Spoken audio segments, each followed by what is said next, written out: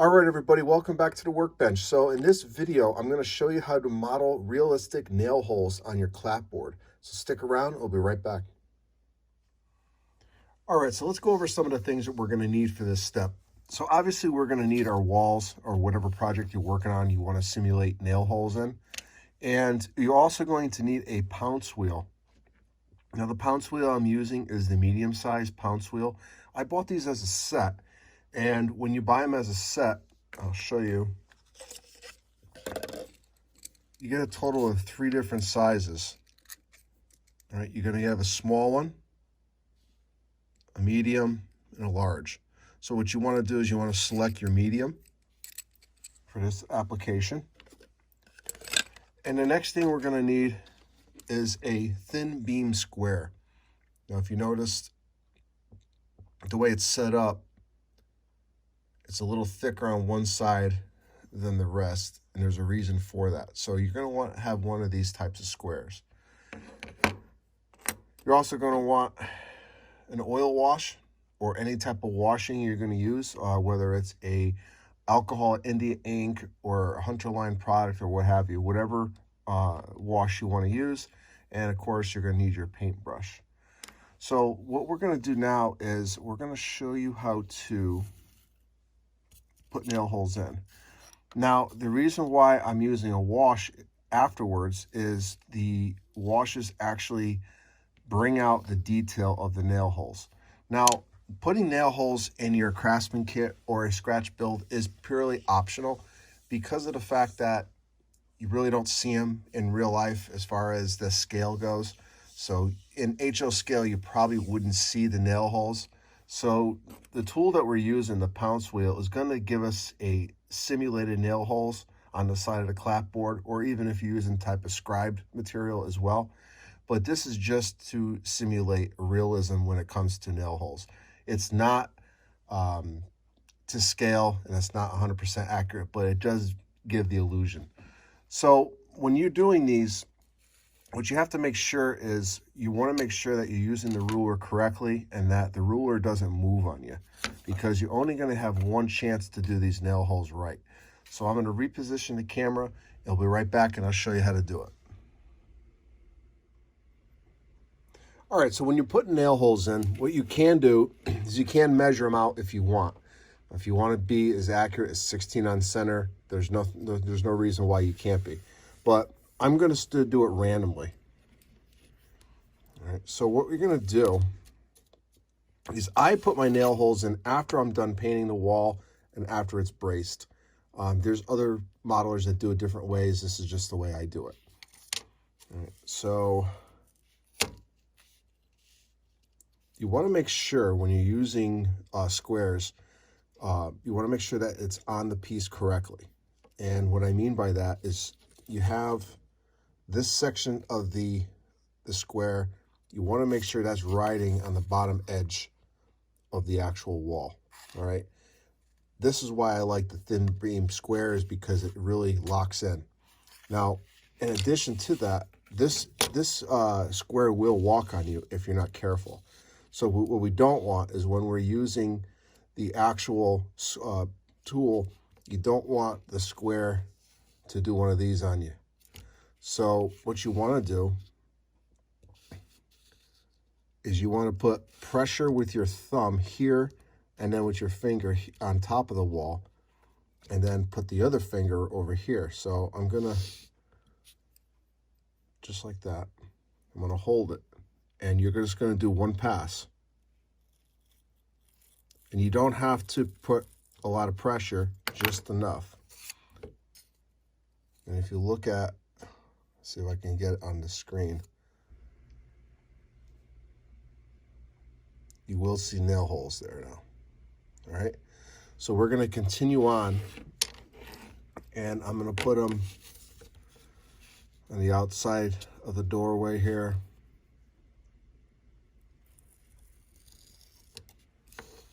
Put them over here.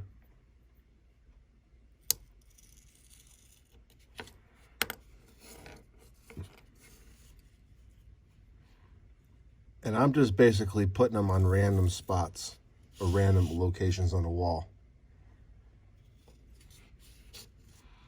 I'll put them on the outside edges of the window.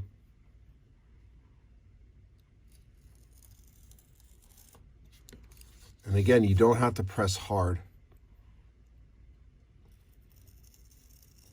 Let the tool do its work. You really can't see them now, but once you add your washes and stains, the stain will actually sit inside the nail hole and it'll pop out nice for you.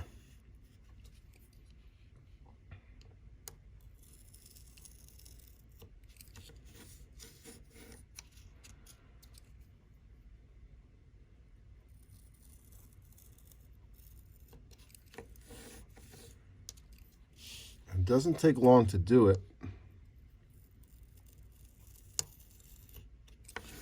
It's definitely worth it in the end. And what I'll do is I'll just flip this around. I'll do this section here. And I'll do a little bit over here too.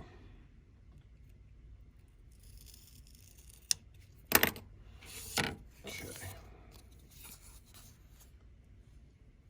So nail holes are in there. They're very slight.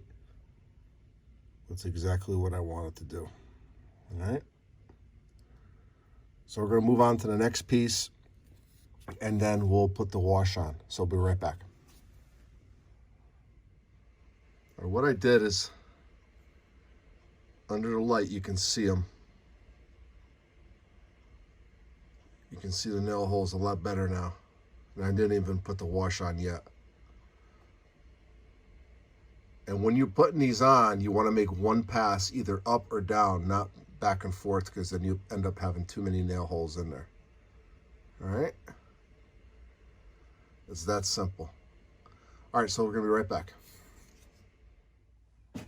All right, so the same thing goes for the smaller pieces on the ends. Same concept with the nail holes. Just want to make sure you're holding the, you want to make sure that your ruler is not moving on you.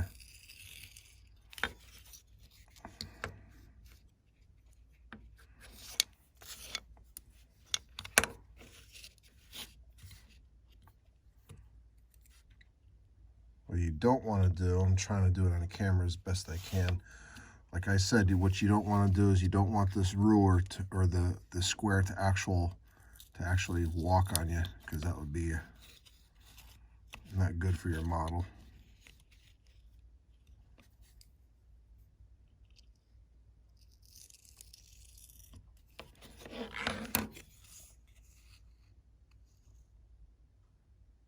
This one's all set. And we're going to move on to the next. So we'll be right back. All right, everybody. So now what we're going to do is we're going to do our oil wash now on the actual the walls. And that's going to add another level of realism to the walls as far as weathering. And also it's going to bring out our nail holes that we just put in. Now I'm using an oil wash on this because I use the same wash on my windows. So I'm going to make everything match. The walls and the actual trim pieces, the corner pieces and the actual trim that goes along the rest of the building. Now, in addition to that, what I'm doing is I'm making sure that these walls are upright. So I want the washes to come down and actually wash down. So maybe we can have a little bit of soot on the bottom, but I'll probably add some more weathering afterwards. So I got the my oil wash all shaken up. After a while, the pigments will settle on the bottom. So you want to make sure everything is mixed up properly. And basically what you're going to do here, I'll hold this piece up as I do it. You want to start from the top and just work your way down.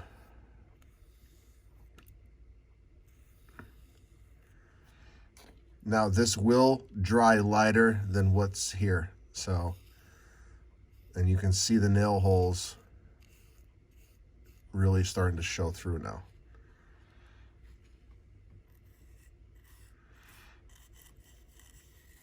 Now this is regular oil paint, and then what I did is I used odorless mineral spirits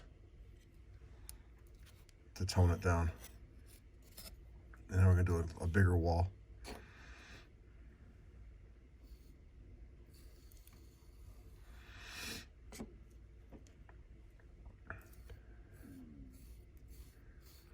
I've been using oil washes on Craftsman kits for a while, and I never had a problem with any of the warping or anything like that.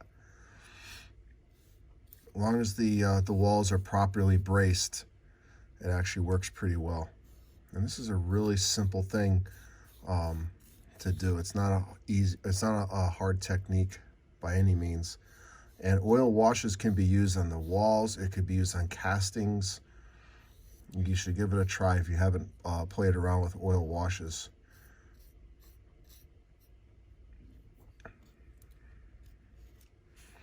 And you can see the difference in the walls.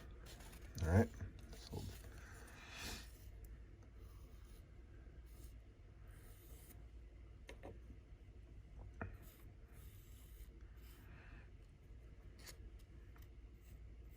and I'm just letting the capillary action take over when it comes to this staining.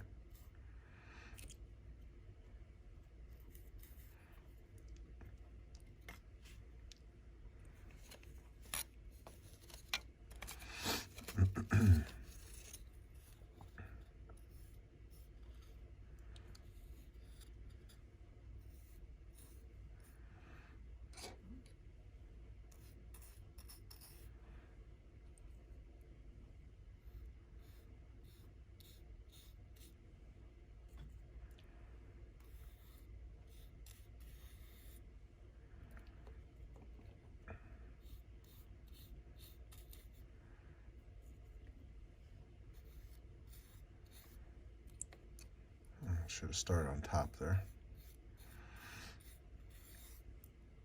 And you can go over this a couple times if you want. I usually just do one coat, but if you want to make this darker after it dries, by all means, you can go over with a second coat.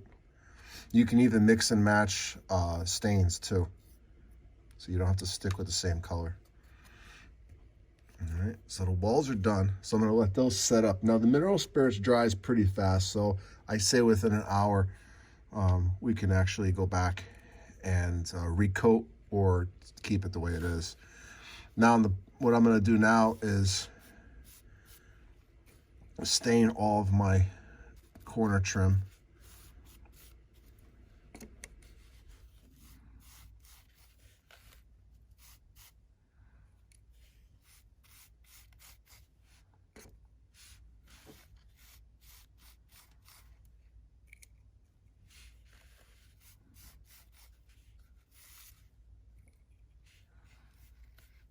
I may go over this again and do a little dry brushing afterwards, but maybe very subtle dry brushing. I don't need a lot on here.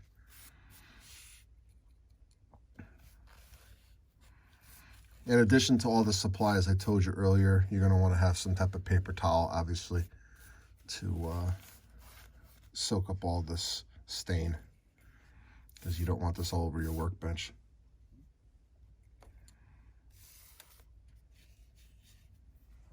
And that's pretty much it, everybody.